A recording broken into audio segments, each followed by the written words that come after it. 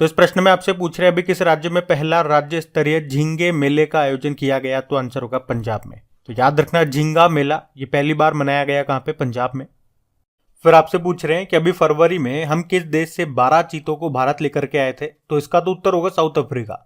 वैसे आपको याद होगा पिछले साल ये तारीख थी 17 सितंबर 2022 की, जो कि मोदी जी का जन्मदिन होता है। तो उस दिन हम नामीबिया से 8 चीते लेकर के आए थे, उन्हें मध्य प्रदेश के कूनो नेशनल पार्क में छोड़ा था। और आपको याद होगा उसमें से एक चीते का नाम मोदी जी ने आशा भी रखा था।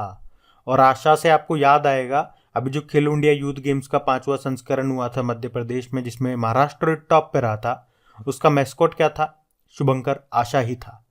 अच्छा, उसके बाद अब हमने कहा कि हम 8 से 10 सालों में 100 चीते लेकर के आएंगे साउथ अफ्रीका से। और अभी फरवरी में साउथ अफ्रीका से 12 चीते लेकर के आ गए, और इस तरह से 8 से 10 सालों में 100 चीते लेकर के आ जाएंगे। अभी जो हम 12 चीते लेकर के आए उनकी बात करें तो उसमें से 7 नर हैं, 5 मादा हैं। इनको भी हमें मध्य प्रदेश के कूनो नेशनल पार्क में छोड़ दिया है। वैसे अंतर्राष्ट्रीय चीता दिवस भी हम मनाते हैं, वो होता है 4 दिसंबर को। और आप 4 दिसंबर से जानते होंगे हमारा जो नेवी डे होता है वो भी 4 दिसंबर को होता है। अच्छा, आप मुझे बताओ, करंट अफेयर्स पढ़ा होगा आपने अभी, तो नेवी डे इस बार का हम ये कहाँ पर आयोजन करेंगे, बताया था मैंने आपको, आप बताओ अभी। सो हेलो गाइस, तो ये आपके करंट अफेयर्स की रिवीजन वाली क्लास है। इसमें हम लोग daily top 30 important current affairs के क्वेश्चंस का क्विक रिवीजन करते हैं। और ये टॉप 30 क्वेश्चन कौन से महीने के हैं, तो जनवरी 2023 से लेके आज तक जितने भी क्वेश्चंस आपने पढ़े हैं ये उन्हीं में से सेलेक्ट करके इंपॉर्टेंट क्वेश्चन लिए जा रहे हैं। डेली 30 क्वेश्चन हम लोग करते हैं। तो आज का सेशन स्टार्ट करते हैं।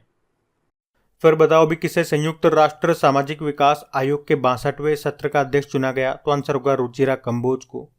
और आप जानते हो संयुक्त राष्ट्र में भारत की स्थायी प्रतिनिधि परमानेंट रिप्रेजेंटेटिव है ये रुचिरा कंबोज, और इन्हीं को अभी संयुक्त राष्ट्र के सामाजिक विकास आयोग के 62वें सत्र का अध्यक्ष चुना गया था।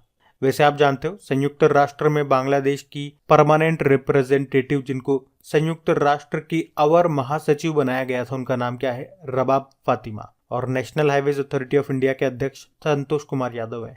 और फसाए food safety and standard authority of India के सीईओ गंजी कमलावी राव है, ये भी ध्यान रखना। फिर बताओ अभी फरवरी में ही डस्ट लेक एक्सरसाइज का आयोजन कहां पे हुआ था, तो आंसर होगा पिथौरागढ़ में। अब पहला प्रश्न तो ये कि डस्ट लेक एक्सरसाइज किन के बीच होता है, भारत और उज्बेकिस्तान के बीच में। इस बार ये इसका 4था संस्करण हुआ, और कहां पे हुआ, उत्तराखंड के पिथौरागढ़ में हुआ। ये पॉइंट आप ध्यान रखो। और उज्बेकिस्तान की बात करें तो इसकी कैपिटल होती है ताशकंद और करेंसी है सोम।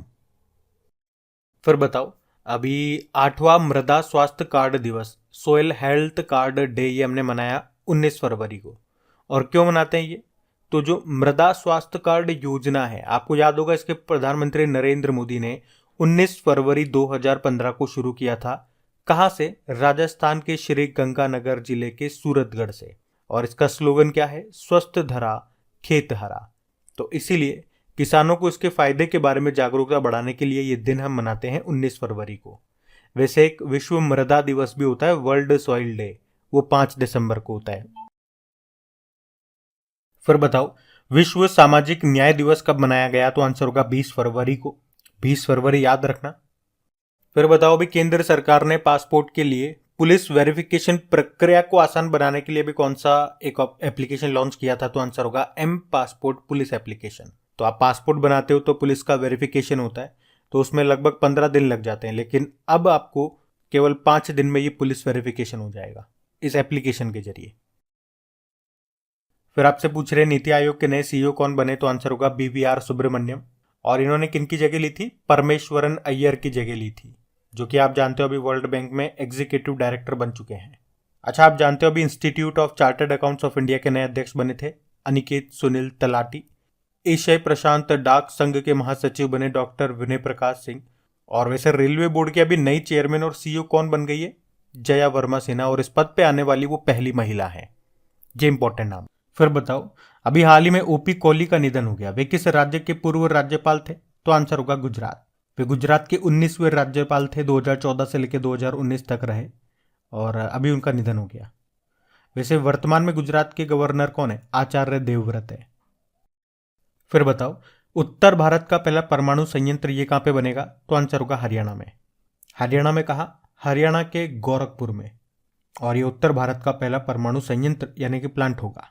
अच्छा, मैं 2 प्रश्न आपसे पूछूंगा कि नासा ये किस वर्ष तक परमाणु संचालित रॉकेट का परीक्षण करेगा जो कि अंतरिक्ष यात्रा को तेज बना देगा? बहुत जल्दी आप अंतरिक्ष में पहुंच जाओगे। तो आंसर होगा 2027 तक। और एक और प्रश्न का उत्तर दो कि भारत की पहली स्वदेशी तरीके से विकसित पहली परमाणु पनडुब्बी का नाम क्या है? सबमरीन। तो आंसर होगा INS अरिहंत। ये भी ध्यान रखना। फिर आपसे पूछे कि अंतर्राष्ट्रीय मातृभाषा दिवस ये कब मनाया गया? तो आंसर होगा 21 फरवरी को, अंतर्राष्ट्रीय मातृभाषा दिवस। फिर आपसे पूछ रहे हैं ITI लिमिटेड की CMD अभी कौन बने? राजेश रॉय बने। लेकिन ITI ये सरकारी कंपनी है, इससे एक डेली करंट अफेयर्स में हमने प्रश्न पढ़ा था, मैं आपसे पूछ रहा हूं, ध्यान से सुनना। अभी इसने अपने नए लैपटॉप और माइक्रो PC को लॉन्च किया, किस नाम से लॉन्च किया? मतलब उस ब्रांड का नाम क्या रखा इसने? ये मैं आपसे पूछ रहा हूं, उत्तर देना आप। वैसे अभी बांग्लादेश के नए प्रेसिडेंट बने थे, मोहम्मद शहाबुद्दीन उनका नाम है। और बॉम्बे स्टॉक एक्सचेंज के MD CEO बने ये सुंदर रमन राममूर्ति। अगला प्रश्न है, अभी Dada Saheb Phalke international film festival awards में बेस्ट फिल्म का अवार्ड मिला था किसे? द कश्मीर फाइल्स को। वहीं बेस्ट एक्टर की बात करेंगे तो रणबीर कपूर रहे ब्रह्मास्त्र मूवी के लिए। बेस्ट एक्ट्रेस रही है आलिया भट्ट गंगूबाई काठियावाड़ी के लिए। और बेस्ट डायरेक्टर हैं चुप रिवेंज ऑफ द आर्टिस्ट के लिए R बाल्की। और इसमें फिल्म ऑफ द ईयर चुनी गई RRR। आपको बताया वैसे 2020 के लिए 52वां दादा साहब फाल्के पुरस्कार किसे मिला था? आशा पारेख को। लेकिन अभी हमने देखा कि 2021 के लिए 53वें दादा साहब फाल्के पुरस्कार की भी घोषणा कर दी गई, जो किसे मिला है? वहीदा रहमान को। ये मोस्ट इंपॉर्टेंट पॉइंट है, ध्यान रखना इसको। अगला प्रश्न देखते हैं। अब अगला प्रश्न है कि बाफ्ता अवार्ड्स 2023 में किसे सर्वश्रेष्ठ प्रमुख अभिनेता नामित किया गया? तो आंसर होगा ऑस्टिन बटलर को। बाफ्ता की फुल फॉर्म क्या होती है? British academy of film and television arts.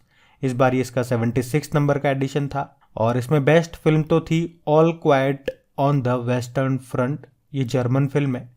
Best actor थे ऑस्टिन बटलर एल्विस मूवी के लिए। बेस्ट एक्ट्रेस हैं केटे ब्लैंचेट तार मूवी के लिए। और बेस्ट डायरेक्टर थे एडवर्ड बर्जर इसी मूवी के लिए। तो मैंने यहाँ पे सारे बता दिए, ध्यान रखना। चलो बताओ, अभी हाल ही में नितिन गडकरी जी ने दुनिया के सबसे बड़े और अनोखे दिव्यांग पार्क की आधारशिला कहाँ रखी? तो आंसर होगा नागपुर महाराष्ट्र में। केंद्रीय सड़क परिवहन व राजमार्ग मंत्री नितिन गडकरी। और इन्होंने अभी नागपुर महाराष्ट्र में दुनिया के सबसे बड़े और अनोखे दिव्यांग पार्क की आधारशिला रखी। ये दुनिया का पहला समावेशी विकलांग पार्क है। अच्छा, इसी तरह कुछ और प्रश्न मैं आपको रिवाइज करा रहा हूं, ध्यान से सुनना। अभी भारत का पहला जियोलॉजिकल पार्क कहां पे बनेगा? मध्य प्रदेश के जबलपुर में। देश का पहला पूर्ण महिला स्वामित्व वाला FLO फिक्की लेडीज ऑर्गेनाइजेशन औद्योगिक पार्क बनेगा हैदराबाद में। देश का पहला AI आर्टिफिशियल इंटेलिजेंस और रोबोटिक टेक्नोलॉजी पार्क ये बना बंगलुरु में। और भारत का पहला गार्डन पार्क बना केरल के कोझिकोड में। जबकि भारत का पहला फायर पार्क बना है भुवनेश्वर में। भारत का पहला E-वेस्ट इको पार्क बनेगा दिल्ली में। और दृष्टिबाधित लोगों के लिए भारत का पहला इंटरनल रेडियो अक्ष ये नागपुर में ही लॉन्च हुआ था। तो इस प्रश्न में मैंने आपको 5-6 प्रश्न और बताए, इनको भी ध्यान रखना, ये भी करंट अफेयर्स के हैं। अगला प्रश्न देखते हैं। इसमें आपसे पूछ रहे हैं कि सीरम इंस्टीट्यूट ऑफ इंडिया ने किस शहर में doctor Cyrus Poonawalla centre of excellence की स्थापना करने की घोषणा की? तो आंसर होगा हैदराबाद में। देखो, serum institute of India Pune, इसकी स्थापना होती है 1966 में। इसके CEO अदार पूनावाला हैं। और कोविड के समय कोविशील्ड इसी ने बनाई थी, आपको याद होगा। और वैसे आपको बता दूं, साइरस पूनावाला इनको 2021 के प्रतिष्ठित लोकमान्य तिलक पुरस्कार से सम्मानित किया गया। और अभी लोकमान्य तिलक पुरस्कार किसे मिला था? प्रधानमंत्री नरेंद्र मोदी को। और अभी अदार पूनावाला इनको वैक्सीन के काम के लिए पतंगराव कदम पुरस्कार भी मिला था। चलो फिर बताओ, अभी किस मेट्रो ने पहली बार स्वदेशी ट्रेन नियंत्रण और पर्यवेक्षण प्रणाली को शुरू किया? तो आंसर होगा दिल्ली मेट्रो ने। इसका सिंपल सा मतलब ये हो गया कि जो मेट्रो होती है उसको कंट्रोल करने के लिए जो सिस्टम चाहिए होता है, तो ये जो कंप्यूटर बेस्ड सिस्टम होता है ये हम विदेशी सिस्टम यूज कर रहे हैं। लेकिन पहली बार दिल्ली मेट्रो ने अपना खुद का स्वदेशी सिस्टम यूज किया है, इतनी सी ये बात है। और इस सिस्टम को DMRC यानी कि दिल्ली मेट्रो ने बेल भारत इलेक्ट्रॉनिक्स लिमिटेड के साथ मिलकर के बनाया है, ये ध्यान रखना। तो ये थी आज की आपकी करंट अफेयर्स की रिवीजन वाली क्लास। कैसी लगी आपको क्लास कमेंट करके ज़रूर बताओ। क्या स्कोर रहा आपका और क्या ये क्लास आपके लिए हेल्पफुल साबित हुई? क्या इससे आपको मदद मिलेगी आपकी पढ़ाई में चीज़ों को याद रखने में? और अगर आप चाहते हो इसे हम कंटिन्यू रखें या नंबर ऑफ क्वेश्चन और भी ज़्यादा बढ़ाएं, तो इसमें आपको भी सपोर्ट करना पड़ेगा, आपकी भी मदद लगेगी। इसे अपने दोस्तों के साथ में आपको शेयर करना पड़ेगा। जितने ज़्यादा स्टूडेंट्स जुड़ेंगे, मुझे भी इसमें समय देने पे और काम करने में मज़ा आएगा। अब बस आपको क्या करना है, अपने दोस्तों के साथ में जो भी आपका स्टडी ग्रुप है व्हाट्सएप पे या टेलीग्राम पे, इसे एक बार शेयर कर देना। डेली मैं वीडियो लेकर के आऊँगा, ये करंट अफेयर्स का रिवीजन वाला डेली आपको शेयर करना है। बाकी क्विज भी आप लगाते रहें आपकी क्रिक एग्जाम एप्लीकेशन में, हर तरह की वहाँ आपको क्विज मिलेगी, स्टैटिक भी करंट अफेयर्स वाले भी। लिंक नीचे डिस्क्रिप्शन बॉक्स में है। तो बस आज के लिए थैंक यू।